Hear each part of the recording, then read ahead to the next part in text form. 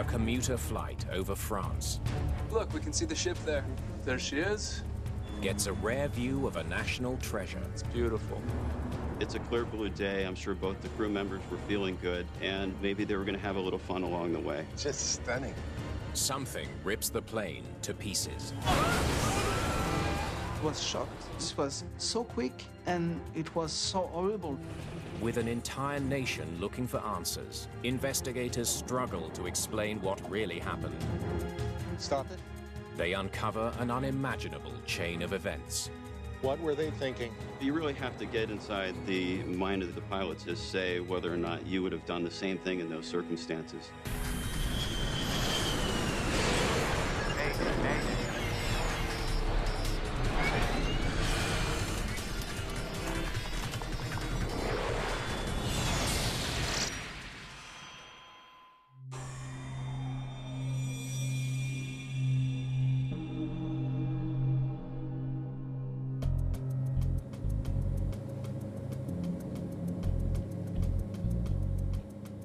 In one of the busiest weeks of summer, Proteus Airlines Flight 706 heads to the coast of Brittany, western France. Flaps 0+30.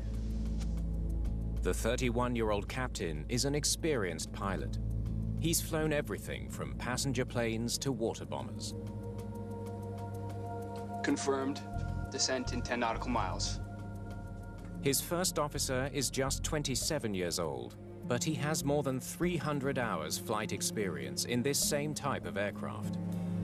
The skill on these pilots in the Beech 1900 is very high. They're professional aviators. This is what they're trained to do. This is what they do on a daily basis. This was just a normal day for them.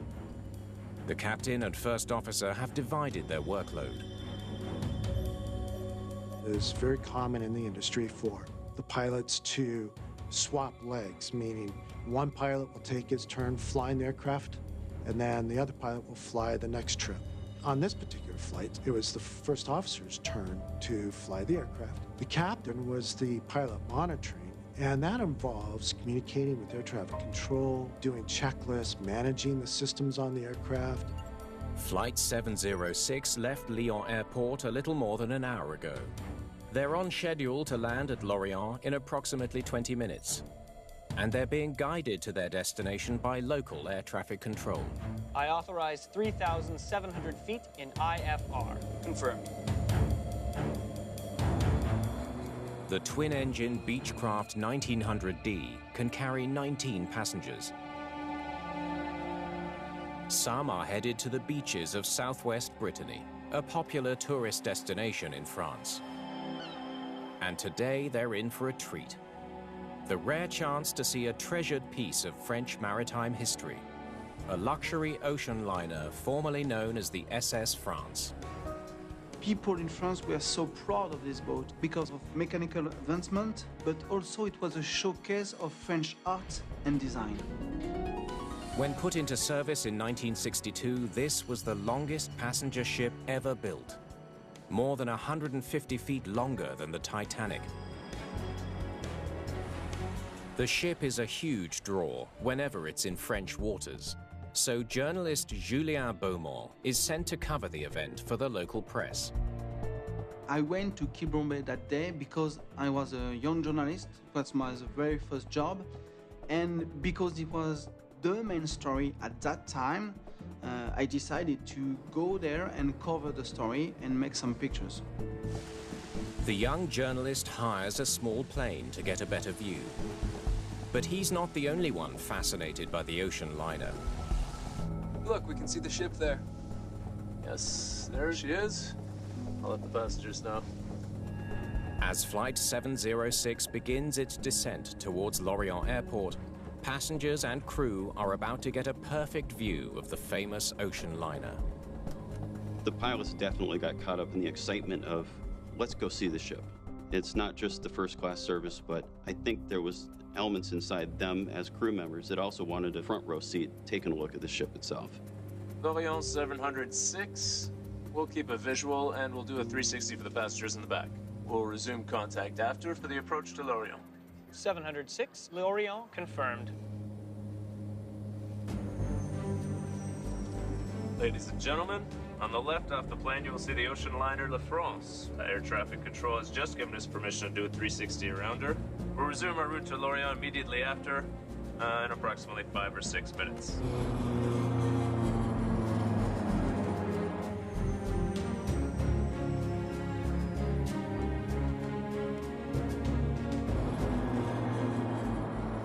They descend to 2,000 feet and begin circling the ship.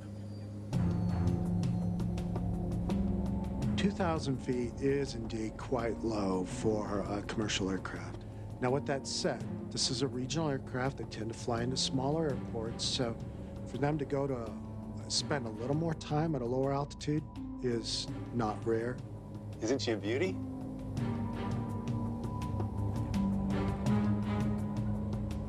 It would have been a tremendous view on a crystal clear day. You could have seen every detail of that ship from 2,000 feet.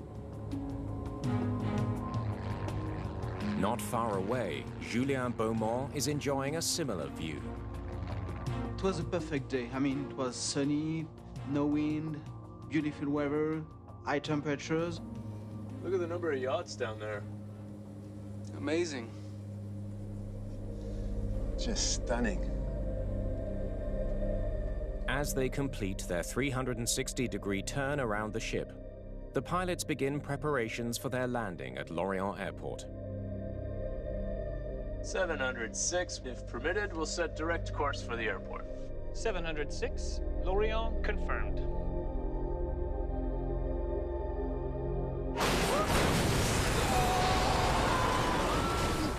Without any warning, Flight 706 disintegrates in midair.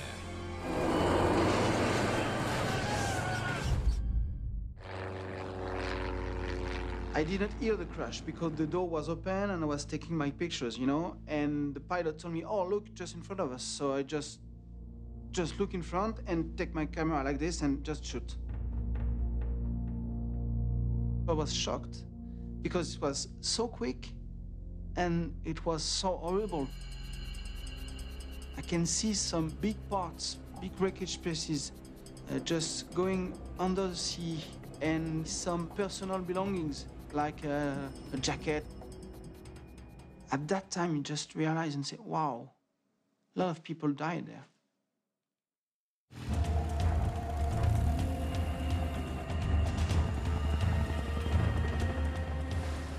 The Coast Guard rushes to the crash site, hoping to rescue any survivors.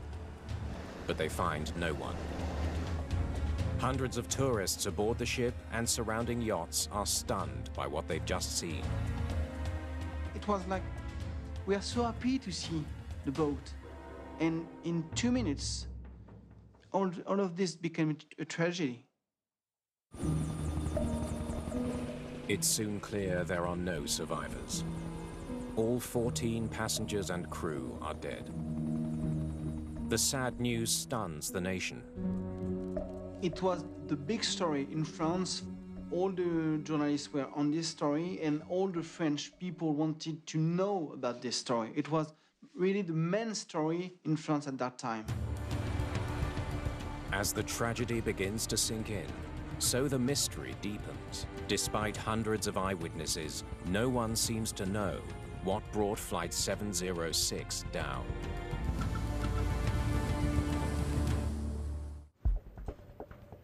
The morning after the crash of Proteus Airlines Flight 706, French air crash investigator Alain Bouillard and his team begin working the case. So, what knocked this plane out of the sky? With the entire country looking for answers, there's immense pressure to explain how and why the passenger plane went down. All we knew was that a plane had crashed into the sea and there were no survivors. It was up to us to locate the wreckage, first to recover the flight recorders, and then to find any other parts of the plane that we could. Récupérer toutes les parties de l'avion qu'il était possible de récupérer. The plane's black boxes are crucial to explain what happened in the final moments leading up to the crash. But finding them won't be easy, because the wreckage is a few miles offshore at the bottom of Quiberon Bay. The job of locating them is up to investigator Sébastien David. I went to the site with a beacon locator, which receives signals from beacons like the ones that are equipping flight recorders. Navy divers waste no time and begin scouring the seabed, searching for the wreckage. While waiting for the black boxes to be recovered, Alain Bouillard interviews the air traffic controller in charge of Flight 706's approach. He's immediately surprised by what he learns. Here's the scheduled route from Lyon to Lorient. Quiberon Bay was not even on their flight path. Bouillard wants to know what they were doing there in the first place. They requested a detour to see La France. It's a shocking discovery. A commercial airliner should only request a detour for safety reasons. It's very, very rare for a passenger aircraft to deviate from their standard flight plan. Why would they decide to go sightseeing? The official flight should have taken the airplane in a straight line over land. But at the time of the crash, it was flying over the SS France, many miles off course. The captain's decision to deviate from his flight path for such a trivial reason seems almost reckless. But the controller in Lorient saw no conflicting traffic on radar, so he had no reason to deny the request. Respironi is descending 706, and one little special request is to fly slightly west over Quiberon Bay, sir. To go see La France anchored there? The controller in Lorient simply advised the pilot of the Beechcraft that he didn't have any information on the traffic. Thanks for your time. Investigators now know Flight 706 was in an area where it was never supposed to be. But they don't know what actually happened there. Bouillard begins interviewing eyewitnesses. Maybe they saw something the radar at Lorient didn't pick up. So, this is the area that we're focusing on, and we understand... Although all of them saw burning wreckage falling from the sky, nobody saw what happened to cause this accident. But what they did see catches Bouillard's full attention. On this wonderful day, there were many, many general aviation aircraft sightseeing over the SS France. Eyewitnesses had seen more than a dozen pleasure-seeing aircraft out on that nice afternoon. You're positive? These aircraft would have been flying too low to be detected by Lorient's radar, which explains why the air traffic controller never saw them. And that opens up a frightening possibility. Is it plausible this could have been a mid-air collision? A mid-air collision with a passenger plane is so unusual, it's almost unthinkable.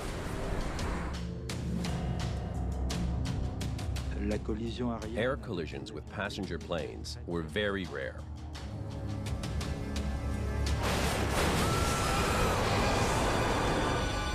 If it was a collision with another aircraft, Bouillard knows the evidence lies in whatever wreckage they find on the seabed.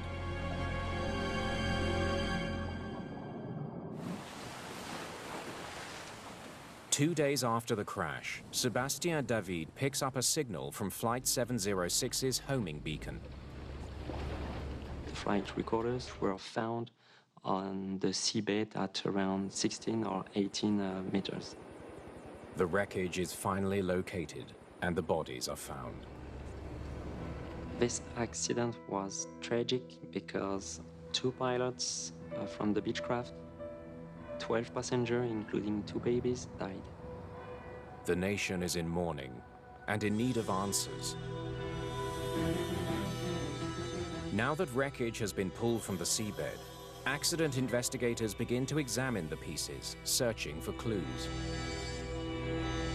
The whole purpose of accident investigation is to determine the root cause of the accident so they can prevent other accidents from happening.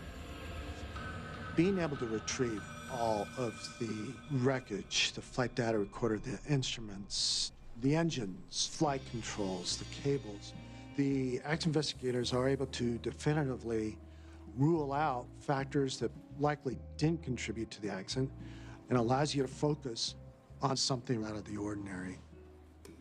What do we have here? Recovered along with the wreckage of the Beechcraft, they find pieces of another aircraft.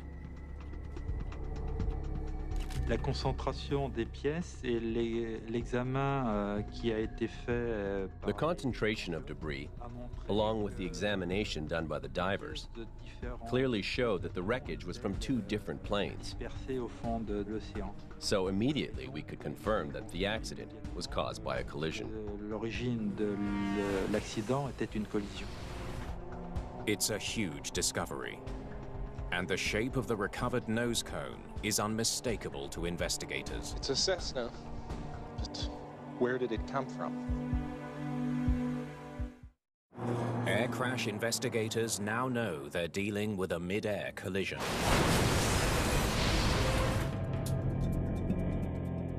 They have a mystery Cessna on their hands, and they need to find out where it came from. With no witnesses to the actual collision, and no radar data tracking the mystery plane, they look for answers in the cockpit voice recorder found in the Beechcraft. The cockpit voice recorder was in good condition. We were really relieved because we knew that we could proceed with the safety investigation. Okay, let's begin. Flaps 0+30. The recovery was very important to determine the flight path of the commercial aircraft and to hear what happened in the cockpit.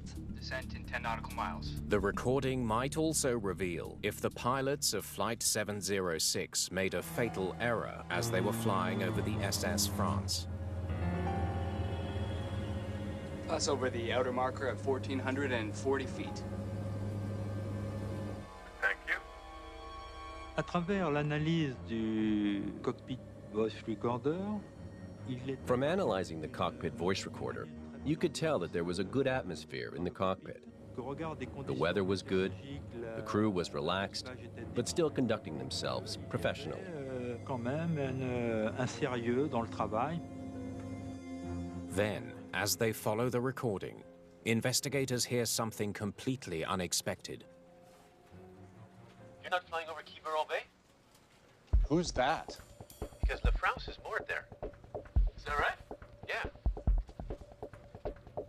Right over here. Alliance here, Quiberon here. There's somebody else in the cockpit with the pilots. You're not flying over Quiberon Bay? Because La France is moored there. Is that right? Yeah. Nous avons été surpris. We were surprised that a passenger was able to step into the pilot area. As a general rule, the presence of a third person is not allowed. Personne n'est pas autorisé. On most commercial airlines, it's strictly forbidden for passengers to enter the cockpit. But that rule doesn't apply to small aircraft. The Beechcraft 1900 is an aircraft designed for short flights. Because there's no flight attendant, the crew is going to have open communications between the passengers and the crew throughout the flight. Look, it's a small regional aircraft. There's no door in between the cabin and the flight crew. It's just rather natural. The passenger felt that they're going to be fairly close to the scenic event, and he saw no harm in them deviating away. Brest Proteus descending 706. And one little special request is to fly slightly west over Quiberon Bay, sir. To go see La France anchored there? It's now clear why the captain decided to make that fateful detour. He did it because a passenger asked him to. Without the CVR recording, we would never have known this information. Look, you can see the ship there. The captain had made the decision to try to comply with passenger request. Pilots like to please their passengers.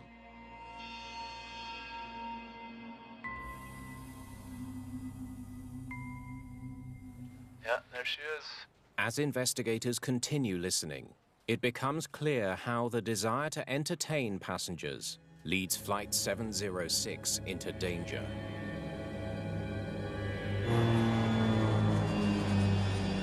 They approach the bay at 5,000 feet, but the ocean liner below is difficult to see. Ask them if we can go lower. 3,000 feet if it's possible. Can we descend lower, please?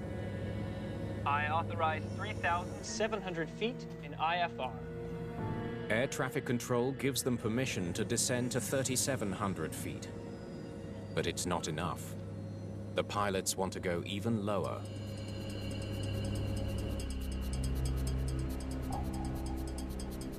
In order for all the passengers in the cabin to see the ship, they would have had to come down to a lower altitude because the passengers really don't like steep bank angles. Coming down to a lower altitude allowed them to fly at a shallower bank angle, getting a much better view. The captain decides to descend all the way down to 2,000 feet. At this point, everything is about to change. The pilots are entering unrestricted airspace and cannot be seen by Lorient's radar. They are no longer guided by air traffic control. They're on their own. Listen, what we're going to do, if possible, is cancel IFR. We'll keep the visual. 706, Lorient confirmed. Your IFR is canceled at 1554 local. Stop it. He canceled instrument flight rules. It's very, very rare for a commercial airline to cancel IFR. Look, we can see the ship there. Yes, there she is.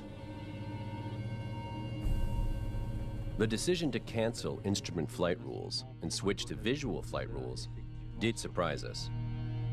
Lorient 706.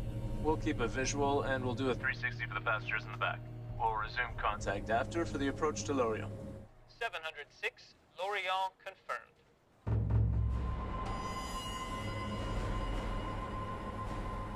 In order to avoid a collision, the pilots must now rely solely on what they can see with their own eyes.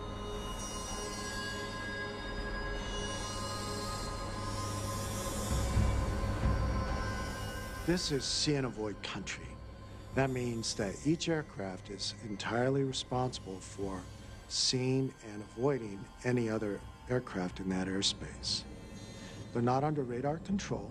There's no coordination of altitudes or flight patterns. So when you put high-speed traffic, Beechcraft in this case, in a mix of all of these other general aviation aircraft, it greatly increases the risk of mid-air collision. You don't have that extra set of eyes looking out after you. You don't have anyone else specifically putting you on a course that they know is going to be clear of other air traffic. Once that IFR clearance is canceled, it absolves the controller of all responsibility for any traffic avoidance. Ladies and gentlemen, on the left off the plane, you will see the ocean liner La France. Air traffic control has just given us permission to do a 360 around her. We'll resume our route to Lorient immediately after, in approximately 5 or 6 minutes. What were they thinking? They have just entered a high traffic zone and are only seconds from colliding with an unidentified aircraft. Now Bouillard needs to know who was flying the other plane and where it came from. As investigators struggle to explain a deadly mid-air collision, they search for answers in the final minutes of the cockpit voice recording. Let's continue. Lorient 706. We'll keep a visual and we'll do a 360 for the passengers in the back. They learn that as Flight 706 descended into uncontrolled airspace, the pilots had no trouble spotting and identifying other planes nearby. Got a DR-400, it's pretty much beneath us. There's a Cessna. Got it in my sights. And they were doing their jobs. Captain followed the rules of see and avoid. But for some reason, there's one Cessna they didn't see. Nor did anyone at air traffic control. Okay, here's our Beechcraft that we know saw the traffic in the area. Why didn't they see the Cessna they collided with? To find out more, investigators have been working to identify this mystery aircraft. Until they finally make a breakthrough. We found it. They get a report from a small airfield 10 miles inland from Quiberon Bay. The air traffic controller there has a missing plane. This plane left here shortly before the accident.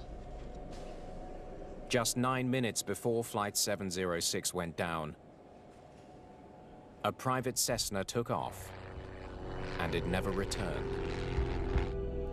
Yeah, that looks like our plane. He was planning to fly over to see La France. The Cessna pilot is Francis Gilibert. He's a retired airline pilot with more than 15,000 hours of flight time. He was highly experienced and a well-respected pilot. For a pilot to reach 15,000 hours with an airline, you can assume he was a very skilled pilot in every aspect of aviating. Not only his stick and rudder skills, his decision-making, all of the attributes necessary to be a successful professional pilot. Even though the Cessna was flying at an altitude where it should have been detected on radar, for some reason the air traffic controller was never able to see him. Why didn't the Cessna show up on Lorion's radar? It looks like he didn't have his transponder on. It wasn't on.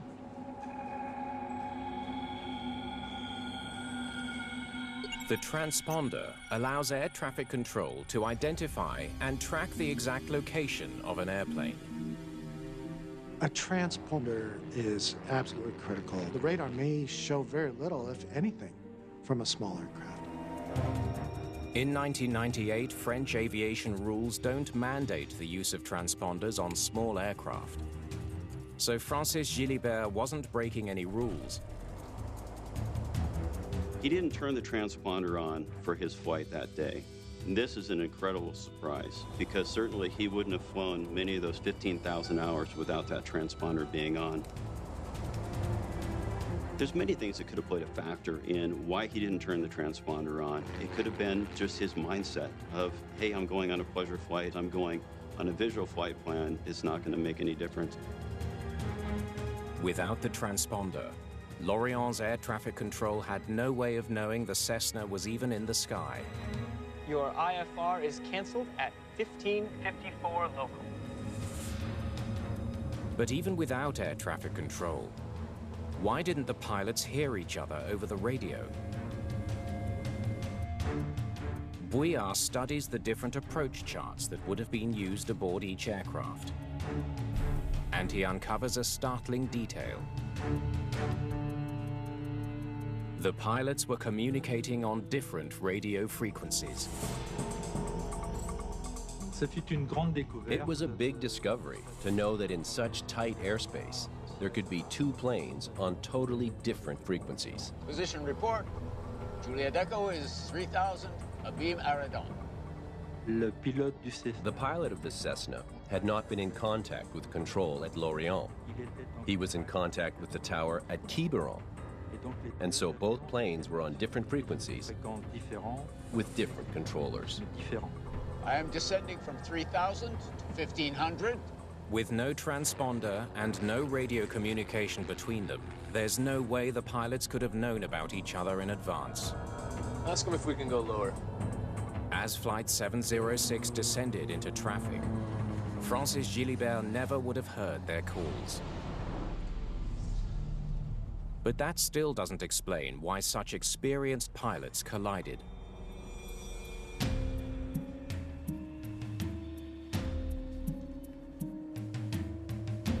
Bouillard orders the full reconstruction of both planes to determine who hit who and where they were positioned moments before the crash. Let's see what this can tell us. Rebuilding the plane is always extremely difficult, but it's necessary in order to understand the events. Imagine dumping a puzzle box on a table and trying to figure out, where do I begin? It's the same way, except now imagine taking tinfoil and wrapping it up, squeezing it, compressing it, unwrapping it, and doing that a dozen times, and now trying to figure out where did those pieces go back together. Because all of this wreckage, especially in a violent midair like this, was mangled. It was shredded, sheared apart, small pieces, large pieces. Eventually, the tireless efforts of investigators begin to pay off. What's this?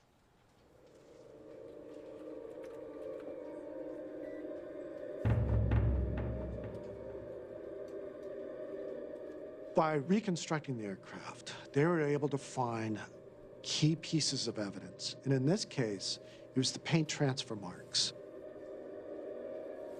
This paint is definitely from the Cessna. A paint transfer is like, well, when you have two cars that bump up against each other and one car leaves paint on another, same thing happened here. Alongside the paint transfer, investigators also find distinctive marks on the Beechcraft's wing caused by a propeller. This is the Cessna's point of contact. So the Cessna initially struck out at the wingtip. As it continued moving forward, the heavier parts of the Cessna continued and struck the rear part of the aircraft. That part of the tail was found over 400 meters away. That tells you this would have been a very violent impact. I'd say this confirms it. Cessna's point of impact above Beechcraft's 7th porthole, causing catastrophic failure and the Beechcraft tail to break off. The evidence is clear. The Cessna hit the Beechcraft. The marks also reveal the exact position of the two planes at the moment of impact. By the red paint going at that angle across the wing, the active investigators can determine what the direction of the two aircraft were, what the relative converging pattern flight paths would have been, and that opens up a whole new set of questions. Bouillard now knows how the Beechcraft and Cessna collided. What he still doesn't understand is why, on such a clear day, the pilots failed to see each other. Armed with physical evidence of the collision, French investigators now want to find out what the two pilots could see in the last moments leading up to the crash. Why didn't they just look out the window? Bouillard turns to the flight data recorder recovered from the Beechcraft. Play it, please. It records the plane's every move, as well as the inputs from the pilots. The flight data recording allowed us to reconstruct the 360 and the different altitudes and tilts of the plane during the turn. The flight data recorders allowed the active investigators to figure out what the approximate geometry of both aircraft at the time of the impact. The Beechcraft was on a bank to the left. The flight data recorder tells investigators the Beechcraft was still turning when the two planes collided.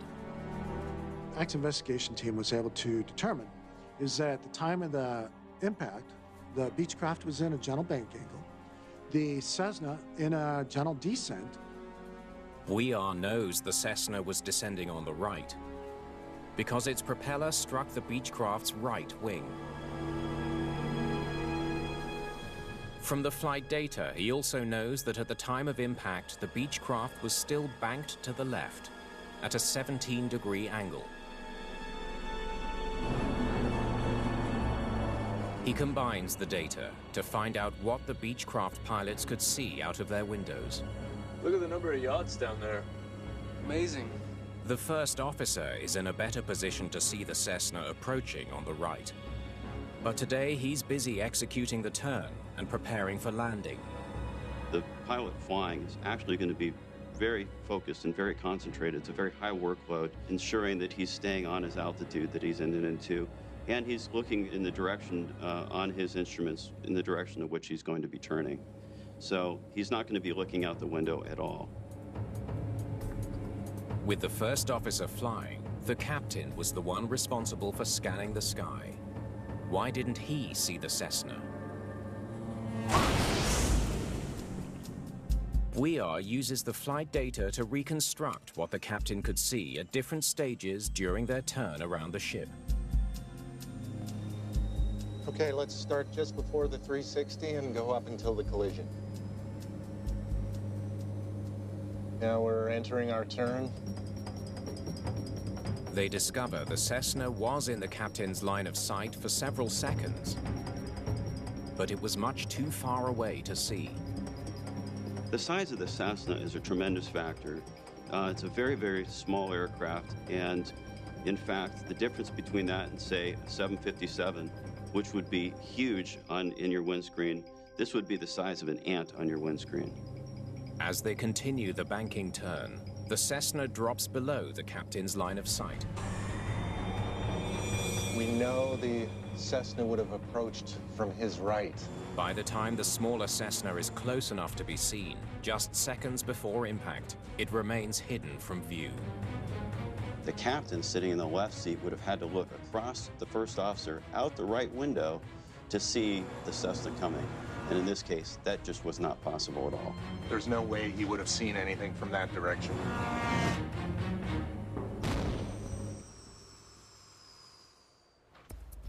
It's now clear why the Beechcraft pilots didn't see the Cessna. But why didn't the Cessna pilots see the Beechcraft? That Beechcraft's a pretty big plane. The 19-passenger commercial aircraft was almost 60 feet long. We tried to understand why the pilot of the Cessna hadn't been able to detect anything, since he was in a better position to see the other plane. Capacité à détecter l'autre.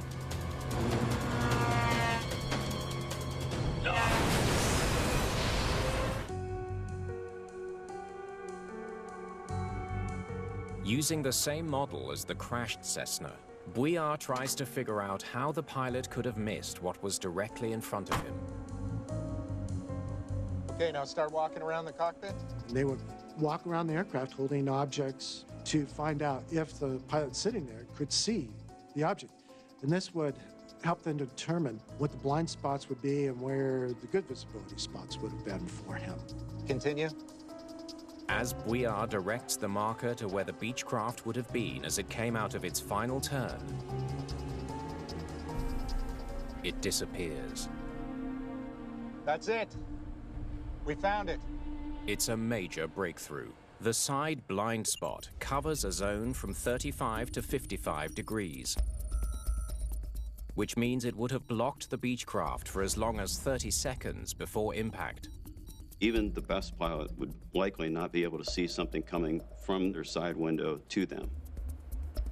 Then investigators discover that just as the Beechcraft exited the blind spot on the side, it entered an even bigger blind spot right in front of the Cessna pilot. The engine is directly in front of you, so you would have to look around over the top of the cowling of the engine, as well as the large instrument panel. So those would also be a factor in being able to see around from the pilot's position. Even in those final seconds when the Beechcraft was directly in front of the Cessna, it was blocked from the pilot's line of sight. I'm descending from 3,000 to 1,500.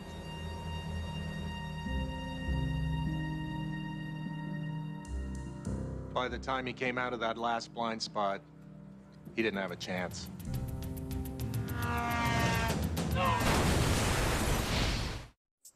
Investigators believe they now understand the unusual sequence of events that led to tragedy in the sky over Quiberon Bay.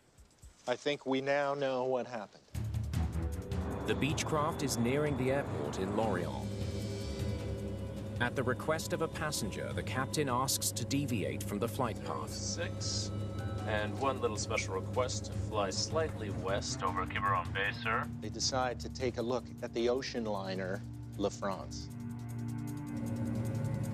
Proteus Airlines Flight 706 diverts over the bay and descends to 3,700 feet. Ladies and gentlemen, on the left off the plane, you'll see the ocean liner La France. Air traffic control has just given us permission to do a 360 around her.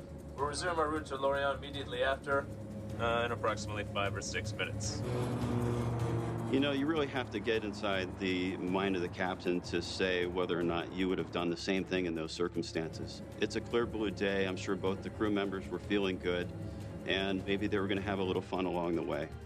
Once near the ship, they decide to descend to get a closer look. But to go below 3,700 feet, they cancel instrument flight rules and go visual. 706, Lorient confirmed. Now the Beechcraft is in uncontrolled airspace, below radar. With no guidance from air traffic control, it's up to the captain to visually scan for nearby planes. There's a Cessna. Then, once at 2,000 feet, they decide to do a 360-degree turn around the ship. With the 360 almost complete, the pilots begin to prepare for landing at Lorient. At the same moment, the Cessna is approaching from the right. The Cessna does not have its transponder on, and it's communicating on a different radio frequency than the Beechcraft. I am descending from 3,000 to 1,500. Lorient Air Traffic Control has no idea it's there. It's beautiful. The bank angle of the Beechcraft, combined with the fact that the pilot responsible for scanning the skies was sitting in the left seat, make the approaching Cessna impossible to see. They can see only sky out of the right-hand side of the plane. By terrible coincidence, the Cessna pilot can't see the Beechcraft either. But the structure of the aircraft creates a blind spot, and the pilot is unable to see the Beechcraft. During the last 10 seconds of flight, the pilot of the Cessna was likely paying attention to his sightseeing over the SS France. The Beechcraft was coming in from this approximate position in his peripheral vision. At the last moment, the Beechcraft comes out of the blind spot, and it's too late. No!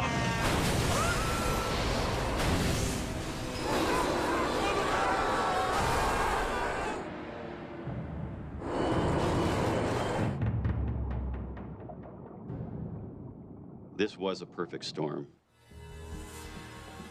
That crash at the speeds that they're traveling would have been catastrophic. It would have completely torn apart both of the aircraft into pieces.